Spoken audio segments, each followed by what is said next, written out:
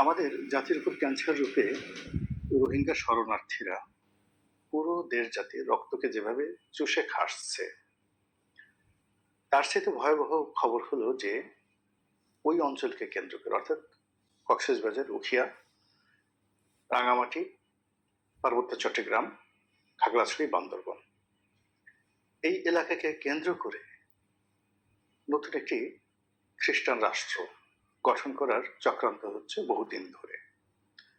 সেখানে স্বাধীন জুমল্যান্ড নামে একটি রাষ্ট্র গঠন হবে। সেই রাষ্ট্রের সংবিধান রচনা করে ব্যাংকক থেকে, ফিলিপাইন থেকে এই বিদ্রোহীরা সেখানে তাদের কর্মকাণ্ড চালিয়ে যাচ্ছে এবং তাদের প্রচুর অস্ত্রধারী সদস্য আমাদের পার্বত্য অঞ্চলের গহীন অরণ্যে ওখানকার আদিবাসীদের জীবন তছনছ করে ছেড়ে দিচ্ছে। তো সেই ঘটনার সঙ্গে আবার অতি সম্প্রতি যুক্ত হয়েছে মায়ানমারের আরাকান আর্মির বিজয়। আরাকান আর্মি এমনি আমাদের বাংলাদেশের পাহাড়ি অঞ্চল ব্যবহার করেছে যুদ্ধ করার জন্য দীর্ঘদিন ধরে, এবং বাংলাদেশের মাটিতে তাদের হাজার হাজার পেট সেনা ছিল। আমি আজ থেকে 4-5 বছর আগে বান্দরবনে গিয়েছিলাম। সেখানে থানচি উপজেলার যে গহীন অরণ্য, বিশাল এলাকা, সেখানে প্রশাসন বলতে যা কিছু বলতে আর সেখানে আরাকান আর্মিদের কাছে অনেকটা জিম্মি ছিল 4-5 বছর আগে। এবং ওখানকার স্থানীয় কিছু নেতা আমাকে বলেছিলেন যে এখানে যারা আরাকান আর্মির সদস্য তারা বেশিরভাগই বাংলাদেশি আদিবাসী, এবং তাদেরকে অস্ত্র এবং প্রতি মাসে 5,000 থেকে 10,000 টাকা করে আরাকান আর্মি বেতন দিয়ে পোষেন। এখন তাদের বক্তব্য হলো যে এই কাজটি যদি সেনাবাহিনী করতেন, এই আদিবাসীদেরকে তারা যদি কাজে লাগাতে পারতেন, তাহলে এখানে আরাকান আর্মি ঢুকতে পারত না। তো বাংলাদেশের মাটিকে ব্যবহার করে সেই আরাকান আর্মি এখন এতটা শক্তিশালী হয়ে পড়েছে যে তারা পুরো সেই যে রাখাইন রাজ্য, এটি তারা দখল করে ফেলেছে মিয়ানমারের সেনাবাহিনীকে পরাজিত করে। এবং এখন তারা ওই বাংলাদেশের মধ্যে তাদের যে আবাসস্থল রয়েছে সেটার উপর তারা কর্তৃত্ব দেখাচ্ছে, এবং বাঙালিদের সঙ্গে তারা যে বিমাতাসুলভ আচরণ করছে, সেই বিমাতাসুলভ আচরণের ফলে আরাকান আর্মি যে কোনো সময় বাংলাদেশ সীমান্তে আক্রমণ চালাতে পারে। ইতিমধ্যে তারা অনেক বাংলাদেশি জেলেদের ধরে নিয়ে গেছে, অনেক মালবাহী ট্রলার তারা ধরে নিয়ে গেছে এবং সীমান্তে রীতিমতো ত্রাসের রাজত্ব কায়েম করেছে। এইগুলো একটা। এবং এটির পেছনে চীন থেকে শুরু করে পশ্চিমা রাষ্ট্ররা জড়িত। এই আরাকান আর্মির একটা ইকুয়েশন আমি বললাম। দ্বিতীয়ত হলো যে স্বাধীন জুমল্যান্ড যারা প্রতিষ্ঠা করতে চান পার্বত্য অঞ্চলে, তার আবার আরেকটি পক্ষ। তৃতীয় আরেকটি পক্ষ রয়েছে, সেটা হলো শান্তি বাহিনী। আবার চতুর্থ আরেকটি পক্ষ রয়েছে শান্তি বাহিনীর বিরুদ্ধে আরেকটি পক্ষ, যেটি এই ইউনূস সরকার আসার পরে যে ব্যাংক লুটপাট করেছিল তারা। এইভাবে আমি 4টি পক্ষের নাম বললাম। মূলত এখানে 8 থেকে 10টি সশস্ত্র গ্রুপ তারা পুরো পার্বত্য অঞ্চলকে উত্তাল করে রেখেছে। এর মধ্যে 12 লাখ রোহিঙ্গা অফিসিয়ালি, কিন্তু আনঅফিসিয়ালি হবে কম করে হলে 15 লাখ। তারা বাংলাদেশ সীমান্তে ঘাঁটি গেড়েছে, এবং বিশ্বের যে সকল বড় বড় দেশ তারা দাতা সেজে এদেরকে লালন পালন করছেন এবং আমাদেরকে বাধ্য করছেন একটি তাদের যে জীবনযাত্রার একটি অংশ বহন করার জন্য। এবং শেখ হাসিনা যতদিন ছিলেন, আমরা যতটুকু জেনেছি যে কম করে হলো 50,000 কোটি টাকা এই রোহিঙ্গারা ঢোকার পর থেকে এ পর্যন্ত বাংলাদেশের এই দরিদ্র দেশের রাজকোষ থেকে তাদের পিছনে ব্যয় করা হয়েছে। এর বাইরে জাতিসংঘ দিচ্ছে, ইউরোপীয় ইউনিয়ন দিচ্ছে, আমেরিকা দিচ্ছে, আলাদা আলাদা দিচ্ছে, কিন্তু বড় অংশটা কিন্তু বাংলাদেশই দিচ্ছে। ডোনাল্ড ট্রাম্প ক্ষমতা আসার পর আগে যেখানে প্রতিজনের জন্য বরাদ্দ ছিল $20, এটিকে এখন $8 করে দেওয়া হয়েছে খাদ্য সহায়তা। তো বোঝার চেষ্টা করেন, 2.5 ভাগ কমিয়ে দেওয়া হয়েছে, যা দিয়ে তারা চলতে পারবে না। বাকিটা তারা বাংলাদেশ থেকে নেবে অথবা বাংলাদেশের বিরুদ্ধে তারা যুদ্ধ করবে। এই রোহিঙ্গা যে জাতিটি, এটা একটা যোদ্ধা জাতি, আর একই সঙ্গে এরা বজ্জাত বটে। এরা পরস্পর দ্বন্দ্ব সংঘাত করে, মারামারি করে, কাটাকাটি করে। এদের সঙ্গে আরাকান আর্মির সম্পর্ক ভালো নয়। এদের একটা অংশ, খুব ছোট একটি অংশ, তারা আরাকান আর্মির সঙ্গে যারা এখন বিজয়ী তাদের সঙ্গে যোগাযোগ রয়েছে, বাট বিরাট অংশটি এখনো তারা নেপিদোতে, অর্থাৎ মায়ানমার যে রাজধানী নেপিদোতে যে সামরিক সরকার রয়েছে তাদের সঙ্গে যোগাযোগ রক্ষা করছে। তারা স্থানীয়ভাবে আমাদের বাংলাদেশে যারা আছেন, চুরি ডাকাতি রাহাজানি খুন ধর্ষণ একাধিক বিয়ে থেকে শুরু করে পতিতাবৃত্তি এমন কোনো অপকর্ম নেই যে তারা সেগুলো কাজ করছে না। এবং তারা যে কোনো মানুষকে যদি একবার তাদের ক্যাম্পের মধ্যে ঢুকিয়ে ফেলতে পারে, ওখান থেকে বের করে আনার ক্ষমতা সেনাবাহিনীর আছে কিনা সেনাবাহিনী ভালো বলতে পারবে। তো এইভাবে আমাদের দেশে কিছু মোল্লা তারা আবেগপ্রবণ হয়ে গেল, তাদেরকে আশ্রয় দিতে হবে, মুসলমান জাতি ভাই এই সকল মোল্লাদের একজনকে এখন পাওয়া যাচ্ছে না। এবং কোনো মোল্লা গিয়ে সেখানে 2-4 লাখ টাকা 20 লাখ টাকা দিয়েছেন এরকম ঘটনা আমার জানা নেই। তো এই মোল্লারা তখন একটা ভাইব তুলেছে, রাজনৈতিক দলগুলো তখন ভাইব তুলেছে। আর শেখ হাসিনার মনে একটা দুরাশা ছিল যে তিনি এই জাতিগোষ্ঠীকে বাংলাদেশে আশ্রয় দিয়ে তিনি নোবেল পুরস্কার লাভ করবেন। নোবেল তো তিনি পাননি, অধিকন্তু এই যে অর্থনৈতিক সংকট, অর্থাৎ জাতীয় বাজেট থেকে যদি 50,000 কোটি টাকা গত 10 বছরে গিয়ে থাকে সেখানে, এই দায় শেখ হাসিনাকে বহন করতে হয়েছে। ফলে তার ব্যাংক শূন্য হয়েছে, জাতীয় অর্থনীতি জিডিপি মান কমে গেছে এবং তাকে শেষ পর্যন্ত নির্মমভাবে পালিয়ে যেতে হয়েছে। নোবেল পুরস্কার জোটা তো দূরের কথা, যে অপমান এবং যে কষ্ট, দৈনন্দিন কষ্ট নিয়ে তিনি এখন দিনাতিপাত করছেন, এর চেয়ে মরে যাওয়া অনেক অনেক ভালো। নতুন যে সরকার এসছে, ডক্টর মোহাম্মদ ইউনূস সরকার, তিনি এই ক্ষমতা আসার পর হঠাৎ করে এখানে জাতিসংঘের মহাসচিব আসলেন। তো এই সময় তার আসার কথা নয়, বিভিন্ন কারণে এটি আমাদের জন্য ভয়ঙ্কর হয়ে পড়েছে।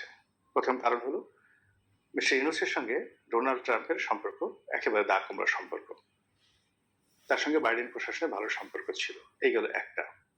দ্বিতীয়ত, যিনি বর্তমান মহাসচিব রয়েছেন অ্যান্থনি গুতেরেস, তার সঙ্গে ডোনাল্ড ট্রাম্প প্রশাসনের সম্পর্ক ভালো নয়। ইতিমধ্যে ডোনাল্ড ট্রাম্প জাতিসংঘের যে সকল প্রতিষ্ঠানে ব্যাপক অর্থ বরাদ্দ দিত সেখান থেকে তার অর্থ প্রত্যাহার করে নিয়েছে এবং জাতিসংঘের বেশ কয়েকটি প্রতিষ্ঠান থেকে তাদের সদস্যপদ পর্যন্ত আমেরিকা প্রত্যাহার করে নিয়েছে, যে এটা একটা অথর্ব প্রতিষ্ঠান, এরা চুরি করে চামারি করে আমাদের টাকা নিয়ে বিশ্বের বিভিন্ন দেশে তারা দেওয়ার চেষ্টা করে, নিজেরা খায় 80 টাকা আর খরচ করে 20 টাকা। ফলে এরকম অথর্ব প্রতিষ্ঠানে আমরা আর জনগণের ট্যাক্সের টাকা দেব না। তো সেই অবস্থাতে দুইজন লোক, অর্থাৎ অ্যান্থনি গুতেরেস যে কিনা ডোনাল্ড ট্রাম্পের শত্রু, আর ডক্টর মোহাম্মদ ইউনূস যিনি কিনা ডোনাল্ড ট্রাম্পের বন্ধু নন, এই দুজনের একটা সম্মিলন হলো এই সময়টিতে রোহিঙ্গা ক্যাম্পে এসে। আপনার কি মনে হয় এটা কোনো সাধারণ ঘটনা, বা এর মধ্যে কি কোনো ইঙ্গিত নেই আগামী দিনের রাজনীতির? দ্বিতীয়ত, এখানে একটা ইফতার পার্টি হয়েছে, 1 লক্ষ লোকের ইফতার পার্টি, এবং অবাক করার ব্যাপার হলো যে রোহিঙ্গারা সাধারণত চট্টগ্রামের আঞ্চলিক ভাষায় কথা বলেন। তো আঞ্চলিক ভাষায় কথা বলেন এবং চট্টগ্রামের যে ভাষাটি, এটি মূলত রোহিঙ্গাদের যে রাজা মহাকবি আলাউল যখন সেই রোহিঙ্গা রাজার সভাকবি ছিলেন 7শ শতাব্দীতে, তো তখন সেখান থেকে মূলত এই ভাষাটা প্রথম রচিত হয়। আজকের যে চট্টগ্রাম অঞ্চলের যে আঞ্চলিক ভাষা, ওটা বলা হয় তখন রোসাঙ্গ রাজসভা। তো আলাউল তখন ওই ভাষাতে, অর্থাৎ স্থানীয় ভাষাতে একটি মহাকাব্য রচনা করেছিলেন, পদ্মাবতী। তো হিন্দি কবি মালিক মোহাম্মদ জায়েসি রচিত মহাকাব্য পদুমাবত, সেটির অনুবাদ করেছিলেন হিন্দি থেকে এই রোহিঙ্গাদের ভাষায়। তো সেই রোহিঙ্গাদের ভাষায় তিনি অনুবাদ করেছিলেন, এই গেল এক। এবং সেটা নিয়ে কিন্তু অতি সম্প্রীতিতে বলিউড একটি ব্লকবাস্টার সিনেমা হয়েছে। ব্লকবাস্টার সিনেমা হয়েছে দীপিকা পাডুকোনকে নিয়ে, সম্রাট আলাউদ্দিন খিলজিকে উপলক্ষ করে, পদ্মাবতী। তো আপনারা দেখে নেবেন সেই কাহিনীটি। এখন এই যে রোসাঙ্গ রাজসভাতে বা রোহিঙ্গা রাজসভাতে যে ভাষার উদ্ভব হলো, চট্টগ্রামের ভাষার, এই গেল একটা উপলক্ষ। দ্বিতীয় উপলক্ষ হলো চট্টগ্রাম, পার্বত্য চট্টগ্রাম, খাগড়াছড়ি, বান্দরবন থেকে শুরু করে আমাদের একেবারে ফেনী নদীর এই পর্যন্ত, কুমিল্লা পর্যন্ত, এটা কিন্তু এক সময়, শুধু এক সময় নয়, প্রায় দীর্ঘ 700 থেকে 800 বছর ওই রোহিঙ্গা রাজাদের অধীনে ছিল। এটি চট্টগ্রাম স্বাধীন করা হয় শায়েস্তা খানের জমানাতে। কয়েকটি কারণে। প্রথম কারণটা হলো যে দিল্লিতে যখন সিংহাসন নিয়ে মারামারি হচ্ছিল তখন সম্রাট যে দারা শিকো পালিয়ে এসেছিলেন এবং ঢাকার গভর্নর তাকে জায়গা না দেওয়ার কারণে তিনি প্রথমে সীমান্তে পাড়ি দিয়ে কুমিল্লাতে যান, ওখান থেকে চট্টগ্রামে যান এবং ওখান থেকে রোহিঙ্গা রাজসভায় যান। রোহিঙ্গা রাজা তাকে আশ্রয় দেওয়ার কথা বলে তাকে নেয়, কিন্তু তার সাথে বেইমানি করে। গভীর রাতে তাকে আক্রমণ করে মেরে ফেলে এবং মোগল রাজকন্যা অর্থাৎ দারা শিকোর কন্যাকে সেখানে ধর্ষণ করা হয়। এই খবর যখন আওরঙ্গজেবের কানে যায়, আওরঙ্গজেব ক্রোধে উন্মত্ত হয়ে যান এবং তিনি বাংলার যে পরবর্তী তার সময় যে গভর্নর ছিলেন শায়েস্তা খান, তাকে নির্দেশ দেন তার মামা, আওরঙ্গজেবের মামা, যে এই অঞ্চল দখল করো। তখন এই প্রথম মুঘলরা বাংলাদেশে নৌবাহিনী তৈরি করে। এর আগে বাংলায় কোনো নৌবাহিনী ছিল না। এই নৌবাহিনী তৈরি করে এই নাফ নদী, তারপরে কক্সবাজার, উখিয়া, চট্টগ্রাম, কর্ণফুলী এই অঞ্চলে নৌযুদ্ধে এই মগ এবং রোহিঙ্গাদেরকে পরাজিত করে এই অঞ্চল সেন্ট্রাল গভর্নমেন্টের সাথে তারা একীভূত করে নেয়। তো এই ঘটনার আগে 800 বছর ধরে এই পুরো এলাকা তাদের ছিল। এখন আমরা তাদেরকে বলছি রোহিঙ্গা বাংলাদেশে আশ্রয় নিয়েছে, কিন্তু তারা কিন্তু বলছে যে 800 বছর ধরে এরা ছিল আমাদের দাস। চট্টগ্রাম আমাদের, কক্সবাজার আমাদের, উখিয়া আমাদের, টেকনাফ আমাদের, সেন্ট মার্টিন আমাদের। এটা কিন্তু তাদের ভাষা এবং তারা যেভাবে বসে আছে তারা এখান থেকে নড়ার কোনো লক্ষণ তাদের মধ্যে নেই। এখন এই যে 12 লাখ যারা নির্যাতিত, যারা যোদ্ধা, যারা সংঘাত প্রিয়, সেই মানুষগুলো যদি সেই ইনসার্জেন্সি শুরু করে, সামরিক আক্রমণ শুরু করে, আমাদের অবস্থা কি হবে? আমরা 3-4 হাজার শান্তি বাহিনীর সাথে যুদ্ধ করতে শত শত বালতি পানি খেয়েছি। আর সেই জায়গাতে এই সময়টিতে এসে অ্যান্থনি গুতেরেস এবং ডক্টর মোহাম্মদ ইউনূস সেখানে গিয়েছেন এবং সেখানে গিয়ে আবার ডক্টর মোহাম্মদ ইউনূস সেই রোহিঙ্গাদের ভাষায়, চট্টগ্রামের আঞ্চলিক ভাষায় তিনি তাদের সাথে সুদীর্ঘ বক্তব্য দিয়েছেন, কথা বলেছেন। আপনারা কি এর মধ্যে কোনো হেতু খুঁজে পাচ্ছেন? কোনো আশঙ্কা নাকি কোনো সুসংবাদ? আমি শুধু কাহিনী বললাম, যা বুঝার আপনারাই বুঝে নেন। শুধু একটা কথা বলি যে ইন্দোনেশিয়ার একটি এলাকা, সেই এলাকা মানে ইন্দোনেশিয়া এক সময় একটা তাদের যে বিভিন্ন দ্বীপগুলো বিভিন্ন লোকের হাতে, মানে সাম্প্রদায়িক শক্তির হাতে ছিল। তো এর মধ্যে পূর্ব তিমুর নামক যে এলাকাটি, এটি ওখানে ফ্রান্স দীর্ঘদিন ধরে আধিপত্য বিস্তার করে রেখেছিল। তো এই পূর্ব তিমুরটিকে ইন্দোনেশিয়া থেকে আলাদা করে সেখানে একটি খ্রিস্টান রাষ্ট্র প্রতিষ্ঠা করেছে জাতিসংঘ এবং ইউরোপীয় ইউনিয়ন। এবং সেখানকার যিনি প্রধান অর্থাৎ পশ্চিমাদের দালাল মিস্টার গুসমাও, তাকে আবার নোবেল শান্তি পুরস্কার দেওয়া হয়েছে। আবার ডক্টর মোহাম্মদ ইউনূসের আবার তিনি খুব ঘনিষ্ঠ বন্ধু, তিনি আবার বাংলাদেশে এই গত কয়েক মাস আগে এসে বাংলাদেশে দেখা সাক্ষাৎ করে গেছেন ডক্টর ইউনূসের সঙ্গে।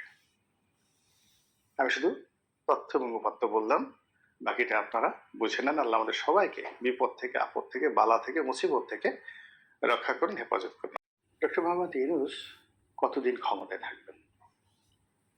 তিনি কবে যাবেন? কিভাবে যাবেন? নির্বাচন কিভাবে হচ্ছে? তারপর কখন হচ্ছে?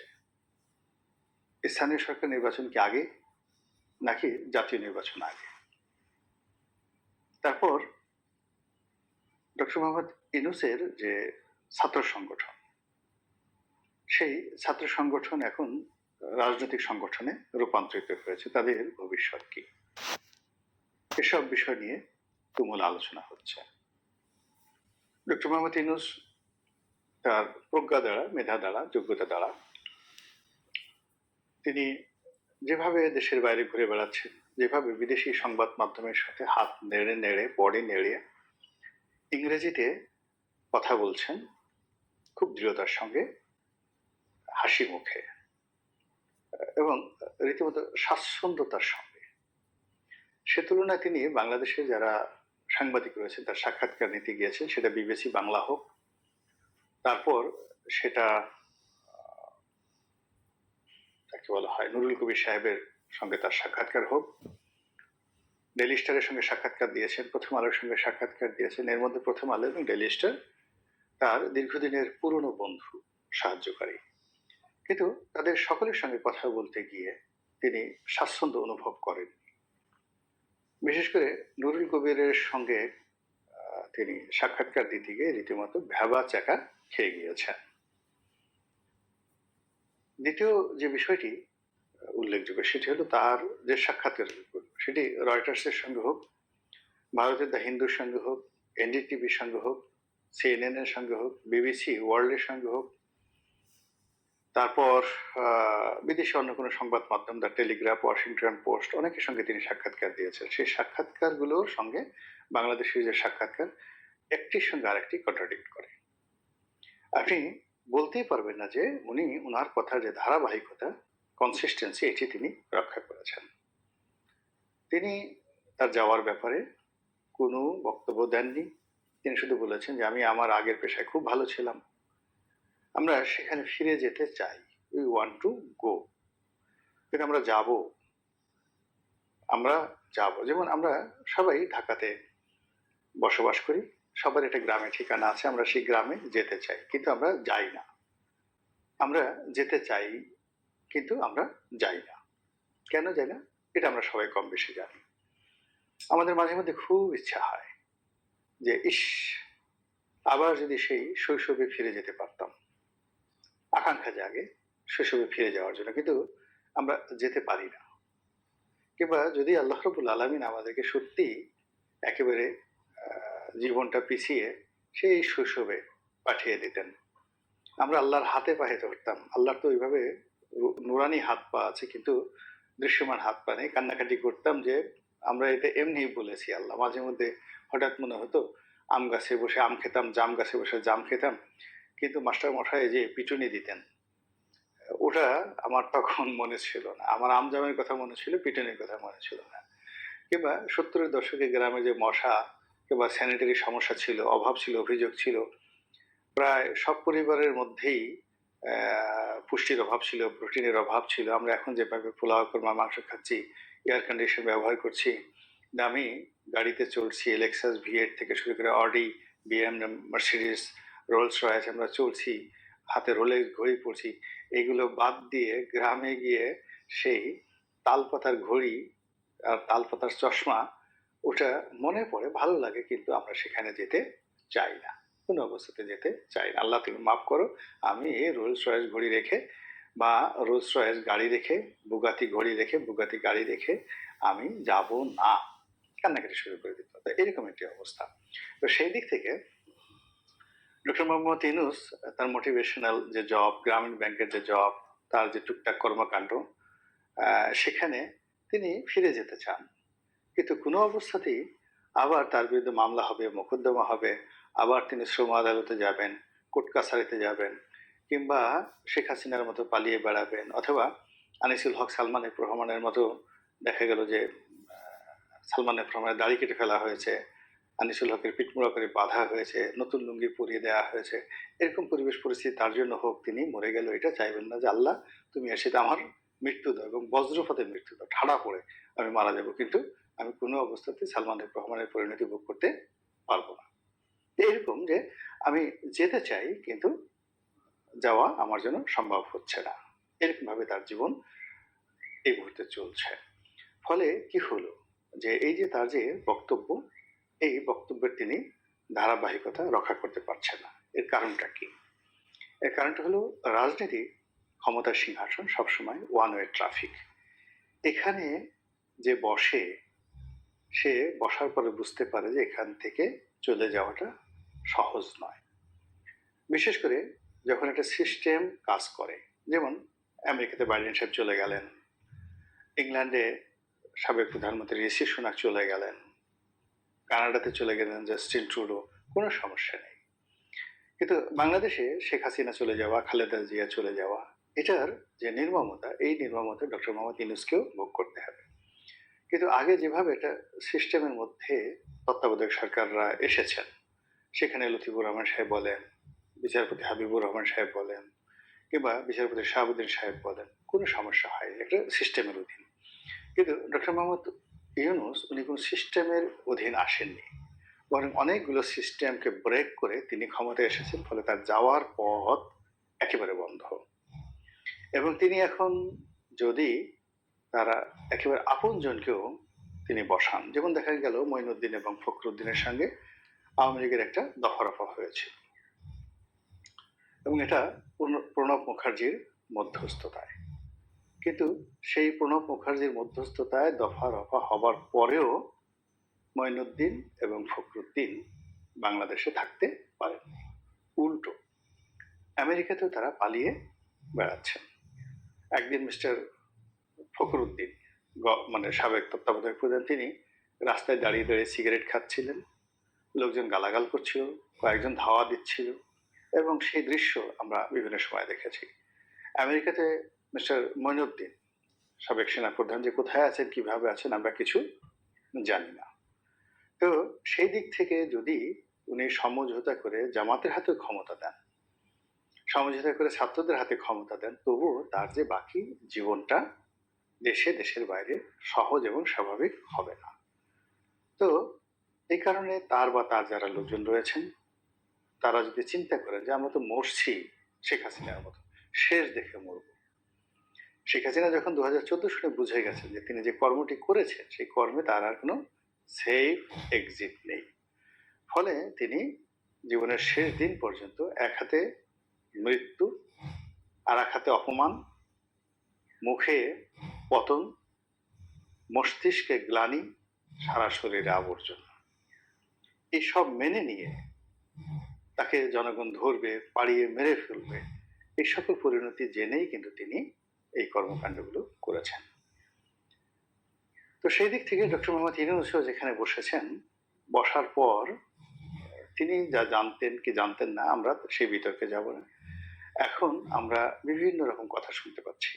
প্রথম কথা হলো তিনি এমনি এমনি আসেননি, এখানে একটা ম্যাটিকুলাস প্ল্যানের মাধ্যমে এসেছেন। কথাটি তিনি মুখ ফুসকে বলে ফেলেছেন, কিন্তু এখন এটা প্রমাণিত।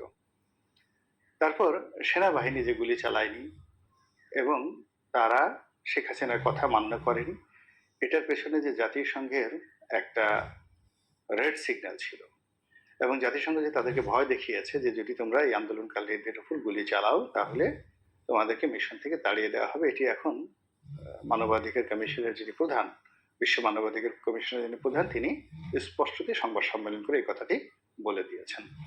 তো কাজেই সেনাবাহিনীর যে ভূমিকা, সেই ভূমিকা এমনি এমনি ছিল না, এটার পেছনে জাতিসংঘের হাত ছিল। আর জাতিসংঘ কখনই কোনো কাজ করেন না যতক্ষণ না পর্যন্ত সেখানে আমেরিকা গ্রিন সিগন্যাল না দেয়। তো মিস্টার বাইডেন সরকারের যে ডিপ স্টেট পলিসি ছিল, সেই পলিসি বাংলাদেশে সে 2019 সন থেকে চেষ্টা অব্যাহত রেখেছিল শেখ হাসিনার পতন ঘটানোর জন্য। তারা এই জন্য হাজার হাজার কোটি টাকা এই বাংলাদেশে খরচ করেছে, যার একটা অংশ $50 মিলিয়ন একটা কথা মিস্টার ট্রাম্প বলে ফেলেছে, কিন্তু এর বাইরে আরো অনেক টাকা এসেছে। এবং এখানে ব্রিগেডিয়ার সাখাওয়াত যে কথাটি মুখ ফসকে বলে ফেলেছেন যে এখানে যারা হত্যাকাণ্ডের শিকার হয়েছেন তাদের শরীরে যে বুলেট পাওয়া গিয়েছে, এই বুলেট বাংলাদেশ সেনাবাহিনীরও নেই। এই জন্য অনেকে বলার চেষ্টা করছে যে বিদেশি অস্ত্র, বিদেশি প্রশিক্ষিত লোক, কেউ বলছেন FBI লোক, কেউ বলছেন CIA লোক, তারা এই বাংলাদেশে এসে এই জুলাই আগস্ট বিপ্লবের সময় হত্যাকাণ্ড চালিয়েছেন, এবং কাজ করে তারা আবার নির্ভাবনা নিশ্চিতে নিজেদের বিমানে করে তারা চলে গেছেন। এই কথাগুলো এখন ছড়িয়ে পড়েছে। এই যে থানাগুলো আক্রমণ হয়েছে, অস্ত্রগুলো লুট হয়েছে, পুলিশ মারা গিয়েছে, একদিন না একদিন এইগুলোর বিচার হবেই হবেই হবেই হবেই। তো এই আশঙ্কাগুলো মাথায় রেখে এখন যারা ক্ষমতায় রয়েছেন তারা কোনো অবস্থাতেই স্বস্তি পাচ্ছেন না। স্বস্তি না পাওয়ার কারণে তারা যে চলে যাবেন, এই চলে যাওয়াটা নিয়ে আমরা যতটা আবেগপ্রবণ, ডিসেম্বর মাসে নির্বাচন হতে হবে, নির্বাচন দিয়ে শেখ হাসিনার বিচার দরকার নির্বাচনের পরে হবে, তো এই জিনিসগুলো আমরা যত সহজভাবে বলছি আসলে বাস্তবে অত সহজভাবে ঘটবে না। এখানে একটার পর একটা জটিলতা তৈরি করা হবে, এবং একটা জটিল পরিস্থিতি সরকারের পক্ষ থেকে তৈরি করা হবে এবং ওটাকে সামাল দেওয়ার জন্য আরো 10টা জটিল পরিস্থিতি তৈরি হয়ে যাবে, একটা প্রাকৃতিক আর একটা কৃত্রিম।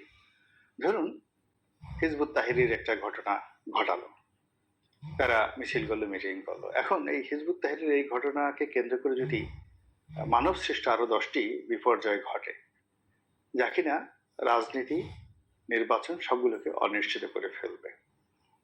এরপর চীনের সিদ্ধান্ত এখানে একটা গুরুত্বপূর্ণ বিষয়।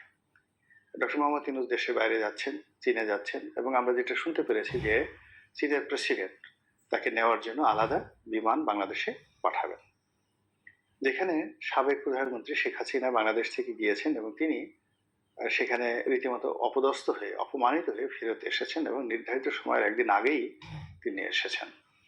তো তার বিপরীতে যখন ডক্টর মোহাম্মদ ইউনূসকে চীন প্লেনে করে নিয়ে যাচ্ছে এবং মিস্টার শি তার সঙ্গে বৈঠক করবেন দ্বিপাক্ষিক সাহায্য সহযোগিতা নিয়ে, এটি ডিসেম্বর পর্যন্ত যদি উনি থাকতেন, চীন এত বেকুব না যে ডিসেম্বর পর্যন্ত যারা ক্ষমতায় রয়েছে 6 মাস তাদেরকে আলাদা বিমানে করে তারা নেবেন।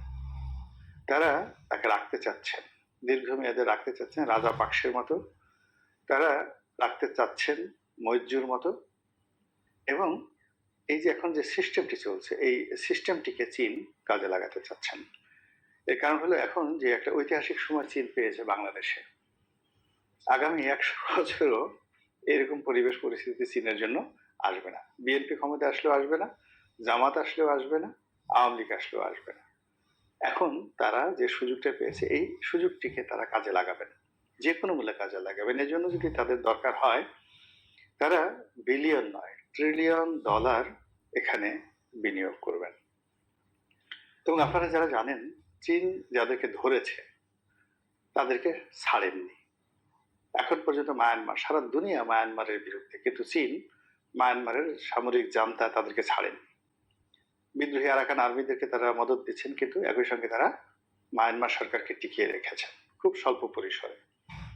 তারা শ্রীলঙ্কা রাজাপাকসে পরিবারকে ছাড়েননি এখনো পর্যন্ত, তারা সেখানে তাদেরকে বজায় রেখেছেন। তারা পাকিস্তানকে ছাড়েননি। ইমরান খানের সবচেয়ে বড় ভুল হলো, ইমরান খান যেভাবে ইউরোপকে প্রাধান্য দেওয়ার চেষ্টা করেছে, তুরস্ককে এবং মালয়েশিয়াকে প্রাধান্য দেওয়ার চেষ্টা করেছে, এবং যেভাবে ইসলামাইজেশন করে ইসলামী জগতের দ্বিতীয় নাসের, মানে মিশরের যে গামাল আবদেল নাসের, ওইরকম দ্বিতীয় নাসের হওয়ার তিনি যে চেষ্টা করেছিলেন, এটা চীন পছন্দ করেননি। ফলে চীনকে যদি তিনি স্বস্তিতে রাখতে পারতেন, চীন আজকের এই অবস্থায় তাকে সাহায্য করত। তো শেখ হাসিনার যে বড় ভুল, চীনের সঙ্গে যে ভুল তিনি করেছেন, সেই ভুলটি অবশ্যই অবশ্যই এই সরকার করবে না, এই সরকার করবে না, এবং সেটা আলটিমেটলি এগিয়ে নিয়ে গেছে। এখন দ্বিতীয় প্রশ্ন হলো, চীন তো ইচ্ছা করলে বিএনপির সঙ্গে সম্পর্ক করতে পারে, কিন্তু বিএনপির সঙ্গে চীন সম্পর্ক করবে না, কোন অবস্থাতেই করবে না। এর কারণ হলো, চীন তাদের দেশে যে স্বৈরতন্ত্র চালায়, তাদের দেশে যে একনায়কতন্ত্র চালায়, সেক্ষেত্রে ডক্টর মোহাম্মদ ইউনূসের যে সরকার, অন্তর্বর্তীকালীন সরকার, এই ধরনের একটি সরকার যদি থাকে, তারা হ্যান্ডেল করতে কমফোর্ট ফিল করবে, ভীষণ রকম কমফোর্ট ফিল করবে। দ্বিতীয়ত হলো যে গণতান্ত্রিক সরকারের অধীনে আমলাতন্ত্র, তারপরে মিলিটারি অনেক যাকে বলা হয় ট্রান্সপারেন্ট রাখতে হয়, জুডিশিয়ারি ট্রান্সপারেন্ট রাখতে হয়। কিন্তু ডক্টর মোহাম্মদ ইউনূস এখন যে পর্যায়ে আছে, তিনি যদি হুট করে চীনের বড় একটা বিনিয়োগ নিয়ে আসেন, তিস্তা প্রকল্প বাস্তবায়ন করে ফেলেন, এমনকি বাংলাদেশের মানুষ যেটাকে নিয়ে খুব ভয় পাচ্ছে এই মুহূর্তে, সেন্ট মার্টিন দ্বীপ নিয়ে ভয় পাচ্ছে, তো সেই সেন্ট মার্টিনকে কেন্দ্র করে চীনা বিনিয়োগ যদি বাংলাদেশে আসে, পর্যটন কেন্দ্রিক বিনিয়োগ যদি আসে, তাহলে এই মানুষ, যাকে বলা হয় ডক্টর মোহাম্মদ ইউনূসকে বরণ করে নেবে, ভীষণ রকম বরণ করে নেবেন। এবং তিনি বোঝার চেষ্টা করেন যে তিনি আজ থেকে কত বছর আগে এই গ্রামীণ ফোন এনেছেন, তার সাথে তিনি 100 গুণ এখন ম্যাচিউর। ফলে বাংলাদেশে যদি চীনের বিওয়াইডি ফ্যাক্টরি প্রতিষ্ঠিত হয়, তারপরে হুয়াওয়ের একটি ফ্যাক্টরি বাংলাদেশে প্রতিষ্ঠিত হয়, এবার ধরুন ইলন মার্কস যদি তার একটি টেসলার গাড়ির কোম্পানি প্রতিষ্ঠা করেন এই বাংলাদেশে, এরকম 3 থেকে 4টি প্রকল্পে যদি $100 বিলিয়ন, এর কোনোটাই ছোট না, স্যামসাং এর একটা প্রজেক্ট, বিওয়াইডির একটা প্রজেক্ট, হুয়াওয়ের একটি প্রজেক্ট, এগুলো সবই মোর দ্যান $50 বিলিয়ন প্রজেক্ট। এরকম 3 থেকে 4টা প্রজেক্ট ইউনূসের হাতকে শক্তিশালী করার জন্য এটি কোনো বিষয় নয়। এবং ইতিমধ্যে আপনারা দেখেছেন যে বাংলাদেশে যে পরমাণু বিদ্যুৎ কেন্দ্র যারা স্থাপন করেছেন, সেই রাশিয়ার গ্যাসপ্রম, তারা এসে ডক্টর মোহাম্মদ ইউনূসের সঙ্গে দেখা করেছেন। এবং সেক্ষেত্রে রাশিয়ার সঙ্গে তার বন্ধুত্ব, চীনের সঙ্গে বন্ধুত্ব হলে রাশিয়ার সঙ্গে তাদের যে বন্ধুত্ব, এটা অটোমেটিক হয়ে যাবে। তো এই জিনিসগুলো আরো স্পষ্ট হবে মোটামুটি মে মাসের দিকে। মে মাসের দিকে মানে স্পষ্ট হবে, আর জুন জুলাইতে এটা একেবারে সেটেলড হয়ে যাবে। আমরা সবাই তখন বুঝতে পারবো যে ডক্টর মোহাম্মদ ইউনূস থাকছেন, তিনি যাচ্ছেন না। এর কারণ হলো, আপনি যদি তার কর্মকাণ্ডগুলো দেখেন, আমি এখানে 7টি কারণ বলেছি, এখানে আপনি 70টি কারণ দেখতে পাবেন যে তিনি খুবই সুপরিকল্পিতভাবে প্রথম দিকে অনেকগুলো সমস্যা তৈরি করেছেন। মানুষ হাহাকার, আইন শৃঙ্খলা, মানুষ হাহাকার, এটা নাই ওটা নাই। এখন এই সেনাবাহিনী প্রধান বিদেশ থেকে আসার পর হঠাৎ করে ধরপাকড় শুরু হয়েছে। সমন্বয়কদেরকে ধরা হচ্ছে, বিএনপির লোকদের ধরা হচ্ছে, জামাতের লোকদেরকে ধরা হবে, এবং মাঠ ক্লিয়ার করতে সরকারের সময় লাগবে হাইয়েস্ট 7 to 10 days। এবং মানুষ তখন হই হই করে বলতে থাকবে, ইয়া ইউনূসু, আমরা আপনাকেই চাই। তাহলে প্রথমত হলো মানুষের কাম্যতা। প্রথমে যদি আইন শৃঙ্খলাটা এস্টাবলিশ করতে, তিনি শেখ হাসিনাকে গালি দিতে পারতেন না। এখন তিনি শেখ হাসিনাকে গালি দিলেন, বিএনপিকে গালি খাওয়ালেন, জামাতকে পচালেন, সমন্বয়কদের যে অংশটি বাড়াবাড়ি করতো তাদেরকে পচালেন। এরপরে সবাইকে ধরে যখন একটা কাম্যতার সৃষ্টি হলো, আপনার তৃষ্ণা লাগলে যখন পানি দেওয়া হয়, পানির জন্য আপনি থ্যাঙ্কস দেবেন, আর তৃষ্ণা না লাগলে তো আপনি কাউকে থ্যাঙ্কস দেবেন না। তো এই বাঙালিকে তিনি তৃষ্ণার্ত করেছেন। তৃষ্ণার্ত করার পর এখন তিনি পানি দেবেন, এবং পানি তিনি আলটিমেটলি দেওয়া শুরু করেছেন। ঢাকা শহরে ছিনতাই হচ্ছে, ডাকাতি হচ্ছে, এটা পুলিশের জন্য, আর্মির জন্য, এটা 1 ঘন্টার বিষয় দেখি। মোল্লারা শেখ হাসিনার ভয়ে সারাদিন ইয়ানফসি করতো, তাদেরকে সোজা করতে সেনাবাহিনীর কয় মিনিট সময় লাগে?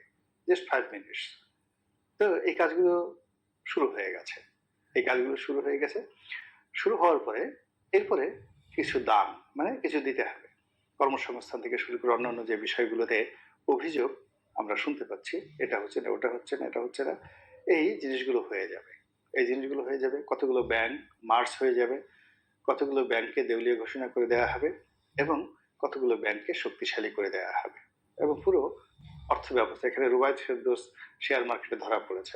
সব মিলিয়ে আপনি জুন জুলাইয়ের মধ্যে একটা অর্থনৈতিক ব্যাপক পরিবর্তন আপনারা দেখতে পাবেন।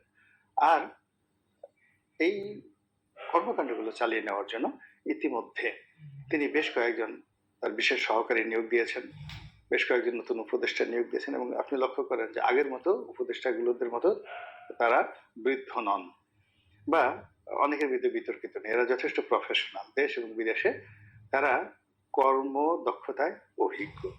কাজেই এই লোকগুলো যখন পুরো কর্তৃত্ব প্রতিষ্ঠা করে ফেলবেন, এবং আপনি দেখবেন যে মে মাসে, জুন মাসে আরো 10 জনের মতো উপদেষ্টা নিয়োগ করা হবে। আরো 10 জন উপদেষ্টাকে যখন নিয়োগ করা হবে, তখন মন্ত্রণালয়ের যে কর্মকাণ্ড, সেই কর্মকাণ্ডে অনেক গতি চলে আসবে। আর সবচেয়ে যে বিষয়টি, সেই বিষয়টি হলো এই যে ছাত্রদের যে দল এবং ছাত্র সমন্বয়করা যারা সরকারে আছেন, সম্ভবত তাদের কপাল পুড়বে, তাদের সবার কপাল পুড়বে। এবং তাদের সেই কপাল পোড়ার পরে সব মানুষ ডক্টর মোহাম্মদ ইউনূসকে, যাকে বলে হই হই রই রই করে তালি বাজাবে যে না, বাপের বেটা, আপনি তো বাংলার নেপোলিয়ান, আপনি তো বাংলার বোনাপার্ট, কি সব চ্যাংরা ফুলাফান আপনাকে জ্বালাতো, আপনি তাদেরকে এমন ছাকা দিয়ে দিয়েছেন যেটা বলার মতো। এমনি সংগঠনের মধ্যে অনেক গন্ডগোল, এবং আপনি চিন্তা করেন এখন সংগঠনের 2-4 জন এত বিরক্তিকর ব্যক্তি হয়ে গেছেন, তাদেরকে যদি গ্রেপ্তার করা হয়, মানে ফুলের মালায় ডক্টর মোহাম্মদ ইউনূসের যে বাসভবন, সেই বাসভবন ভরে যাবে। কেউ যাবে না ওখানে, গিয়ে শুধু ফুল ছুটেই আসবে 2 থেকে 3 জন সমন্বয়ককে গ্রেপ্তার করা হলে। এরপরে যে সকল সমন্বয়করা, মাস্টার মাইন্ডরা এখন আছেন সরকারে, তাদেরকে যদি বিদায় করে দেওয়া হয় এবং প্লেনে করে যে আব্বা তোমরা যাও, হজ করে আসো, উমরা করে আসো, আপনি দেখবেন যে ঢাকায় মিছিলে ভরে গেছে।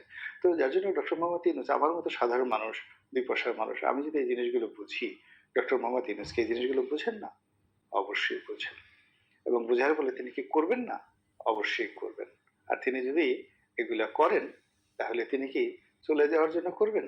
অবশ্যই না, থেকে যাওয়ার জন্য করবেন। আল্লাহ আমাদের সবাইকে হেদায়েত দান করুন। আসসালামু আলাইকুম ওয়া রাহমাতুল্লাহি ওয়া বারাকাতুহু।